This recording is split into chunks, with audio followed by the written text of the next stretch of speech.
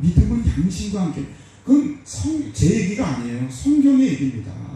여러분, 디모데전서 1장 5절, 경계의 목적은 청결한 마음과 선한 양심과 거짓이 없는 믿음으로 나는 사랑이거늘. 여러분, 이렇게 믿음이란 말과 함께 늘 양심이란 말이 함께 있다는 거예요. 특히 목회서신에 이 말이 많아요. 왜 목회서신에 이게 많을까요? 사도 바울은 자신이 목회하다 보니까 믿음이 있는 사람들이 양심 없는 사람들이 너무 많더라는 거예요. 양심 없는 믿음을 가지고 믿음인 척하는 사람들이 너무 많더라는 거예요. 그러니까 늘 그 목회서신 디모데와 디도의 얘기를, 야, 너 신앙생활을 가르칠 때 이 믿음과 함께 양심을 가르쳐야 한다는 거예요. 그러면서 디모데전서 1장 18절에 보면 아들 디모데야, 목회하는 디모데, 목사인 디모데에게 얘기합니다. 너를 지도한 예언을 따라 무슨 싸움을 싸우고? 선한 싸움을 싸우라고 그래요. 선한 싸움. 근데 여러분, 선한 싸움을 싸우는 방법을 1장 19절은 이렇게 얘기하고 있습니다. 우리 함께 읽겠습니다. 믿음과 무슨 양심? 착한 양심을 가지라. 우리가 믿음의 선한 싸움을 싸우려면 우리가 정말 그럼 믿음과 함께 무슨 양심? 착한 양심을 가져야 된다는 거예요. 왜냐하면 어떤 이들은 이 무엇을 버렸고? 양심을 버렸어요. 양심을 버리고 나니까 그 믿음이 온전할 수 있어요, 없어요? 믿음에 관하여 파산하여 있는 거예요. 저는 이 구절을 생각할 때마다 제가 연대 세브란스에 있는 정신과 의사가 세미나 때 했던 말을 기억해요. 목사님들 믿음 오해하지 마세요. 겉으로 믿음 있는 척하지만 인격의 그릇, 마음의 그릇이 온전한 사람에겐 믿음이 들어가도 계속 잘하지만 마음의 그릇, 양심이죠. 착한 마음의 그릇이 깨진 사람에겐 믿음이 들어가도 밑 빠진 독이 물 붓기가 됩니다. 오해하면 안 된다고 그러면서. 그럼 양심을 버린다는 것은 바로 배에 있어서 배의 그릇입니다. 배의 그릇을 버리고 믿음만 갖고 있다는 거예요. 그러면 어떻게 됩니까? 파손되고 물러날 수밖에 없다는 거예요. 자, 그 사람이 대표적인 사람이 여기 두 사람 나옵니다. 그 가운데 누구와 누구? 후메네와 알렉산더가 있습니다. 어떤 누구도 이런 사람이 되어서는 안 돼요. 그 사람은 어떤 사람입니까? 누구에게 내어준 사람이에요? 사단에게 내어준 사람이라는 거예요. 양심 없는 믿음, 양심의 화인 나된 믿음은 사단에게 내어준 것이요, 그들은 말할 때마다 누구를 모독한다? 신성을 모독하는 그런 사람들이라는 거예요. 어느 시대에 여러분, 양심을 버린 신앙, 믿음의 배가 파손되고 결국 사단에게 가고 신성이 모독되는 자임을 기억하시길 바랍니다. 여러분, 양심이 얼마나 중요한지를 제가 이 설교를 아마 한 달에 거의 한 번씩 할 거예요. 다시 한번 여러분이 말씀드립니다. 자, 한번 따라해주세요. 세례는 양심을 들고 하나님을 향해 찾아가는 것이다. 여러분, 우리 세례 받았죠. 세례 받지 않은 사람 누가 있겠습니까? 근데 우리는 자꾸 세례를 생각하면, 저도 그랬어요. 성령으로 세례 받는 게 중요하다. 물 세례가 아니라 무슨 세례를 받으라? 성령 세례를 받으라고 해요. 물론 좋습니다. 성령 세례를 받아야. 근데 물 세례의 의미를 알아야 돼요. 그럼 물 세례가 무엇이냐? 자, 베드로전서 3장 21절에 이렇게 얘기합니다. 물은 예수 그리스도의 부활하심으로 말미암아 이제 너희를 구원하는 표현이에요. 우리가 물로 받은 것은 주님이 우리를 구원하시는 표현이에요. 그게 바로 곧 뭐라? 세례라. 그러면서 얘기합니다. 육체의 더러운 것을 제하여 버림이 아니오, 한마디로 오직 선한 양심이 하나님을 향해 찾아가는 것이라. 세례란, 베드로가 이렇게 해요. 세례를 받음으로 내가 선한 양심을 다시 한번 정확하게 잡고, 내가 그동안 양심적으로 살지 못해 나의 죄를 회개하고 오직 선한 양심을 온전히 붙잡고 그 선한 양심을 가지고 누구를 향해 나가는 것? 하나님을 향해 찾아가는 것. 이게 신앙이라는 거예요. 선한 양심을 소유하고 그 선한 양심을 통해 하나님을 찾아가는 것. 오늘도 여러분 예배드립니다. 이 세례의 원리에 의하면 우리는 선한 양심을 끄집어내서 그 하나님의 형상의 모습이거든요. 양심을 가지고 하나님을 찾아간다는 거예요. 근데 한국교회는 너무 성령 세례만 강조하다 보니까 물세례의 본래의 의미, 양심을 붙잡고 양심을 통해 하나님을 향해 가는 이 귀한 원리를 지금 잃어버리고 있다는 거예요. 히브리서 10장 22절 우리가 마음의 뿌림을 받아 양심의 악을 깨닫고 몸을 맑은 물로 씻었으나 참 마음과 온전한 믿음으로 하나님께 나아가자. 히브리 기자도 얘기하는 참 마음, 이 양심 아닙니까? 참 마음과 온전한 믿음을 가지고. 히브리서 13장 18절에 보면 선한 양심이 우리에게 있는 줄 확신한다 말씀하고 있다는 거예요. 이렇게 세례는 양심으로 하나님을 향해 찾아가는 거라면, 여러분 직분자를 세울 때 우리가 세례를 받으면 몇 년이 지나고 이제 신앙생활 잘하면 직분을 받지 않습니까? 가장 기본적인 것이 집사입니다. 직분자, 집사를 세울 때 여러분 무엇을 보라고 사도 바울은 얘기하는지 아세요? 양심을 보라는 거예요. 디모데전서 3장 8절 이와 같이 집사도 정중하고 일구연하지 않고 술에 임박히지 않고 더러운 일을 탐하지 아니하며 3장 9절 여러분 본인들이 함께 읽겠습니다. 깨끗한 양심에 믿음의 비밀을 가진 자라야 할지니. 직분자를 세울 때 여러분 양심이 중요하다는 거예요. 세례를 받아 시작할 때도 양심도 중요하지만 직분을 감당할 때도 세례가 중요하다는 거예요. 이렇게 세례의 양심이죠. 집사를 세울 때 양심이죠. 여러분 전도자도 양심이 중요하다는 거예요. 무분별한 전도자가 되어서 안 된다는 거예요. 우리 베드로전서 3장 15절 우리는 이 전도할 때 이야기를 참 우리 늘 하는 구절이 3장 15절입니다. 너희 속에 있는 소망에 관한 이유를 묻는 자에게 대답할 것을 항상 준비하라. 여러분 맞죠? 전도란 무엇입니까? 어떤 사람이 내 속에 있는 소망과 기쁨을 물어볼 때 내가 왜 기쁜지, 내 소망을 갖고 있는지 늘 준비하여 얘기하는 거예요. 그렇죠? 준비해야 됩니다. 근데 그 다음 절에 보세요. 온유와 두려움으로 하고 무슨 양심을 가지라? 선한 양심을 가지라. 이렇게 준비하는 것도 중요하지만 네가 선한 양심을 가지고 있어야 돼. 왠지 아세요? 기껏 그 소망을 얘기하고는 양심 없는 짓을 하게 되면 그 사람들은 바로 하나님의 영광을 가리기 때문입니다. 뒤에 이런 얘기는 이는 그리스도 안에 있는 너희의 선행을 욕하는 자들로 그 비방하는 일에 부끄러움을 당하게 하려 함이라. 여러분 저는 요즘 핍박을 당한다는 무리들을 봐요. 여러분 이 문제를 가지고 하나님께 기도해 봤어요. 하나님이 이런 응답을 주시더라고요. 선을 행하고 참는 건 핍박입니다. 그렇죠? 우리가 선한 일을 행하고 참는 건 핍박이에요. 근데 여러분 죄를 짓고 참는 게 핍박입니까? 네? 남에게 피해를 주고 여러분 참는 게 핍박입니까? 그건 핍박이 아니라 베드로전서 2장 19절 얘기합니다. 부당하게 고난을 받아도 하나님을 생각함으로 슬픔을 참으면 이는 아름다우나 우리 20절 우리 함께 읽을까요? 죄가 있어 매를 맞고 참으면 무슨 칭찬이 있으리요. 그러나 선을 행함으로 고난을 받고 참으면 이는 하나님 앞에 아름다움이라. 우린 오해하면 안 돼요. 죄를 짓고 남에게 피해를 주고 나서는 그게 핍박이라고요? 그건 핍박이 아닙니다. 성경이 얘기하는 핍박이란 내가 선한 일을 행동하고 상대방에게 정말 좋게 했는데도 그가 우리를 고난에 빠지게 하면 그게 핍박인 것이지, 남에게 피해를 줬는데 그게 어떻게 핍박입니까? 성경은 잘못된 핍박에 대한 얘기를 하고 있는 거예요. 이제 오늘 말씀의 이제 결론과 같습니다. 양심에 무엇 맞은 자? 양심에 화인 맞은 자가 있다는 거예요.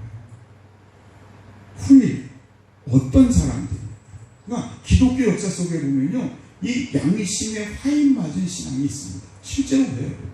기독교 역사에 보면 정말 형편없는 믿음을 가지고 마치 신앙이 있는 척하면서 엄청난 그 사람들을 모아놓고는 그들을 잘못된 곳으로 양심의 배를 파손시키고 그냥 믿음이라는 이름으로 그들을 이끌어가는 이 미혹의 영을 가지고 귀신의 가르침을 가르치는 사람들이 있습니다. 4장 2절 자기 양심이 화인을 맞아서 여러분 외식함으로 거짓말하는 자들이라. 여러분 이 말씀의 거울을 통해 한번 오늘날 우리 시대를 바라보시기 바랍니다. 오늘날 우리 시대의 모습이 아닙니까? 양심의 불도장을 찍고 사단이 지어준 그 낙인을 지금 찍고 있다는 거예요. 사단의 노예에 낙인을 찍고 있다는 거예요. 나는 사탄의 놓이고 사탄을 따른다는 그런 표정이라는 거예요. 그들은 신성모독을 합니다. 여러분, 이 말씀을 가지고 제가 묵상하는데 밤에 잠을 제가 못 잤어요. 아니, 잠을 못 자면서 너무 기분이 좋았어요. 왜냐하면 이 묵상을 하나님이 연결해 주셨기 때문입니다. 꼬박 밤을 샜어요. 근데 주님이 저에게 주신 양심의 화일 맞은 자의 모습을 보면서 거기 화일이라는 것이 여러분 이거 좀 한번 더 사탄의 낙인, 사탄의 불도장이 찍혔다는 거 아니에요? 근데 여러분 낙인이라는 말이, 사탄의 낙인이라는 말이 바로 요한계시록에 나옵니다. 바로 666입니다. 666. 그럼 요한계시록 13장 17절을 보면 짐승의 이름이나 그 이름을 표시하는 물건이 숫자에 무엇이 찍힌 사람들? 낙인이 찍힌 사람이라는 표현, 공동번역에 보면 낙인이 찍힌 사람들이라는 표현이 있어요. 자, 그 낙인이 찍힌 사람들이 누구냐면 바로 지혜가 필요합니다. 그들을 알기 위해서는 그 숫자가 사람의 이름을 표시하는 것으로 그 수는 666입니다. 즉 사단의 낙인은 666이라는 거예요. 사탄의 낙인은. 자, 그럼 666은 뭘까요? 666은 이제 요한계시록 12장 13장에 나오는 666이 나옵니다. 666은 7이라는 숫자가 완전 숫자죠. 이게 하나님의 숫자예요. 하나님의 숫자에 도전하는 7은 안 되니까 인간의 대표적인 숫자가 6입니다. 6이 3개가 있는 인간의 3가지 숫자. 즉 첫 번째는 한마디로 사탄, 두 번째는 적그리스도, 세 번째는 거짓 선지자입니다. 이 거짓 선지자가 바로 양심에 무슨 낙인이 찍힌? 사단의 낙인이 찍힌 자들이에요. 자, 요한계시록 12장 7절을 보면 먼저 사탄에 대해 나옵니다. 하늘에서 전쟁이 있으니 미가엘과 그의 사자들이 용과 더불어 싸울세 용과 그의 사자들도 싸우나 이기지 못하여. 여러분 너무 잘 아시죠? 하늘에서 전쟁이 있었어요. 그러나 천사 그 미가엘과 싸워서 그들은 지고 도망을 칩니다. 그래서 12장 9절에 보면 큰 용이 내쫓기니 한마디로 옛뱀, 마귀가 옛뱀이죠. 옛뱀은 왜 옛뱀입니까? 창세기에 보면 아담과 하와를 꼬드긴 게 누구죠? 뱀입니다. 그 옛뱀입니다. 그 옛뱀 마귀라. 그 사탄이라고도 하고 온 천하를 꿰는 자다. 그가 땅으로 내쫓기니 그의 사자들도 그와 함께 내쫓기니. 여러분 사탄을 돕는 사자 둘이 있습니다. 바로 적그리스도죠. 그것이 이제 요한계시록 13장 1절에 나와요. 내가 보니 바다에서 한 짐승이 나오는데 뿔이 10이요 머리는 7이고 그 머리에는 신성모독하는 이름을 가지고 또 용이 짐승에게 권세를 주며, 즉 사단이 이 적그리스도에게 권세를 주므로 용을 경배하는 자다 이렇게 합니다. 근데 13장 11절을 보면 이제 양심의 화인 맞은 자의 얘기가 나오면서 즉 사단의 낙인을 지킨 거짓 선지자 얘기를 합니다. 우리 보이신 분 우리 함께 13장 1절부터 보겠습니다. 내가 봄에 또 다른 짐승이 땅에서 올라오니 무엇 같고 어린 양같이 두 뿔이 있고 무엇처럼 말하더라? 용처럼 말하더라. 여기 중요한 말이 있어요. 모습은 어린 양 같습니다. 그런데 누구처럼 말한다고요? 용이 누굴까요? 사단이죠. 사단의 얘기를 한다는 거예요. 사단의 얘기를 한다는 것이 뭘까요? 마가복음 5장 6절 이하에 보면 나와 당신이 무슨 상관이 있나이까? 늘 예수님과 상관없는 삶을 살아갑니다. 여러분 저는 이 666에 나오는 이 거짓 선지자 바로 그가 바로 양심의 화인 맞은 자요. 결국 그로 인해서 교회는 혼란을 겪을 수밖에 없다 말씀하고 있다는 거예요. 주님도 우리에게 말씀하셨습니다. 우리 마태복음 7장 15절 우리 함께 있습니다. 거짓 선지자를 삼가라. 무슨 옷을 입고? 양의 옷을 입고 너희에게 나오나 속에는 노력하는 일이라 말씀합니다. 에스겔서 13장 2절에도 거짓 선지자에 대한 얘기가 나옵니다. 자기 마음대로 예언하고 자기 생각대로 예언하고 주 여호와의 말씀에 본 것이 없이. 이거 굉장히 중요해요. 저는 언제부터인가 설교를 할 때 꼭 나는 정말 하나님의 말씀에서 본 것을 가지고 하는가 내 얘기를 하는가를 늘 따집니다. 내 얘기를 하면 안 돼요. 내 얘기를 하기에 성경을 이용하면 안 돼요. 그건 여러분 말씀이 어린 양의 보좌로부터 수정 같은 것이 아니라 혼탁한 말씀이 나가는 거예요.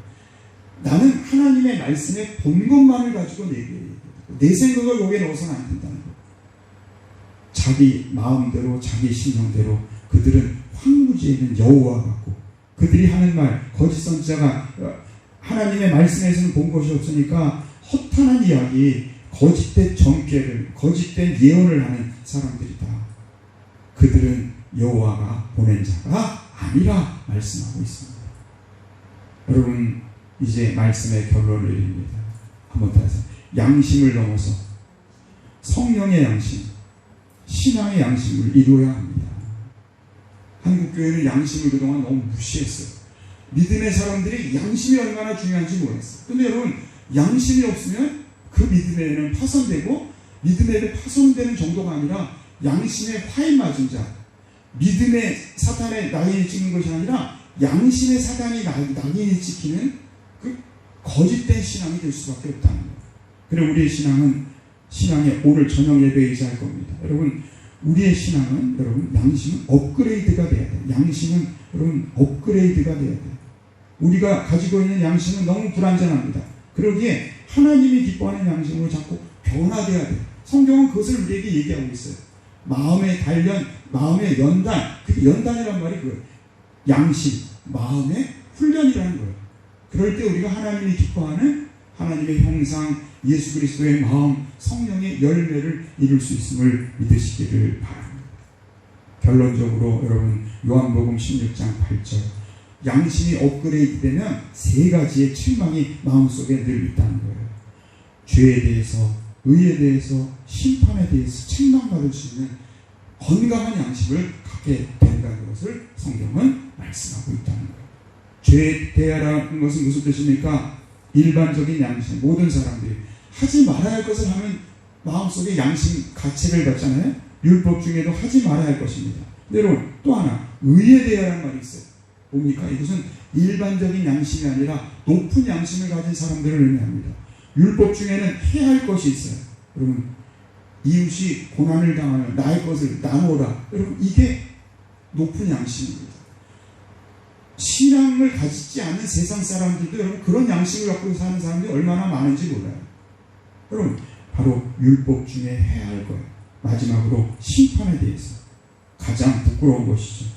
하나님 앞에 섰을 때 나는 정말 하나님의 말씀에 순종하는 모습으로 온전히 섰는가를 주님 앞에 바로 세워주는 것. 로마서 14장 23절, 믿음을 따라하지 아니한 것은 다 죄이라. 믿음을 따라 살아가는 높은 양심을 가지고, 업그레이드된 양심을 가지고, 여러분, 양심과 함께 믿음이 점점 성숙하는 아름다운 성도들이 되시기를 주님으로 축원드립니다. 기도하겠습니다.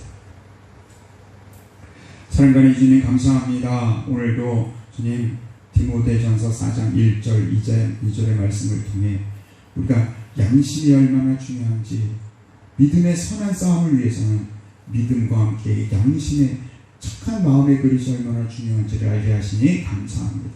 특별히 한국교회가 요즘 아버지 하나님의 영광을 가리고 있는 우리의 모습들을 보면 다시 한번 이 말씀, 귀한 말씀을 우리 마음 안에 새길 수 있도록 인도하여 주시옵소서. 믿음의 사람이 양심을 무시하면 나중엔 결국 양심에 화인 맞은 자가 되고, 양심에 화인 맞은 거짓 선지자를 따를 수밖에 없다. 양심에 화인 맞은 그 불도장은 사단이 666으로 찍어준 그 도장임을 다시 한번 두렵게 생각하며, 주님, 그 잘못된 신앙이 아니라, 어리석은 신앙이 아니라, 양심을 저버린 신앙이 아니라 더욱더 양심적인, 아니 신앙의 양심, 성령의 양심으로 믿음 생활하는 아름다운 성도를 낼 수 있도록 인도하여 주시옵소서. 지금 한국교회가 하나님의 영광을 가리며 정말 바닥의 상태에 있음을 고백합니다. 주님, 우리에게 주님이 요구하시는 것이 무엇인지를 우리가 세상의 빛과 소금 역할을 다시 한번 온전히 감당할 수 있도록 주님, 우리에게 성령으로 양심으로 역사하여 주시옵소서.